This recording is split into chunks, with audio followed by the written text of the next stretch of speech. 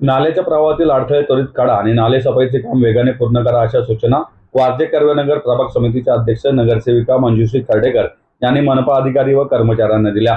यावर्षी जर नाल्याचे पाणी कोणत्याही सोसायटीमध्ये शिरले तर मी स्वतः जन आंदोलन उभारेल व काम चुकारपणा करणाऱ्यांवर कारवाईसाठी आग्रही राहील असे त्या म्हणाल्या।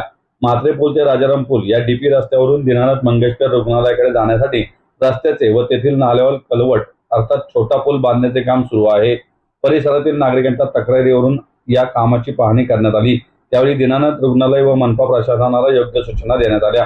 यावेळी नगरसेवक पुनीत जोशी, नगरसेवक सुनील पांडे, क्रिएटिव्ह फाउंडेशनचे अध्यक्ष संदीप खर्डेकर, दीनानाथ रुग्णालयाचे डॉक्टर योगेश भोपे, अभियंता अमोल साने, वारजे कर्वेनगरच्या सहाय्यक आयुक्त अस्मिता तांबे, उपअभियंता विनायक शिंदे, कनिष्ठ अभियंता नीलाक्षी तडसे, नाले सफाईचे शुभम असवले, कनिष्ठ अभियंता रोहन दिवटे, भाजपच्या प्रभाग अध्यक्ष ॲडव्होकेट प्राची बगाटे, सरचिटणीस बाळासाहेब धनवे, सुयश गोडबोले, वैभव जमदाडे, मंडल उपाध्यक्ष अनघा जगताप, निलेश घोडके, दिनेश जगताप, शेखर वीर, रुपालीताई मगर यांच्यासह वकील नगर, सुशीला नगरी, हिमाली संकुल, संजीवनी व इतर सोसायटीतील नागरिक मोठ्या संख्येने उपस्थित होते।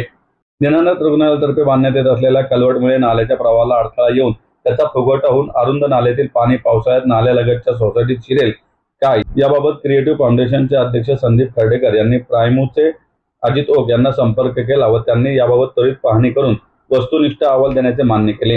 याच ठिकाणी नाल्यातील सिमेंट ब्लॉक व अन्य डबर त्वरित काढावे अशी सूचना संदीप खर्डेकर यांनी रुग्णालय प्रशासनाला केली व ते आम्ही तातडीने करून घेऊ असे रुग्णालय प्रशासनाने स्पष्ट केले।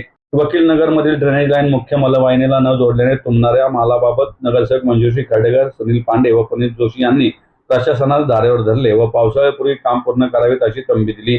प्रत्यक्ष जागेवर पाहणी करून सूचना दिल्याबद्दल नागरिकांनी लोकप्रतिनिधींचे आभार मानताना ठरल्याप्रमाणे काम व्हावेत अशी अपेक्षा व्यक्त केली।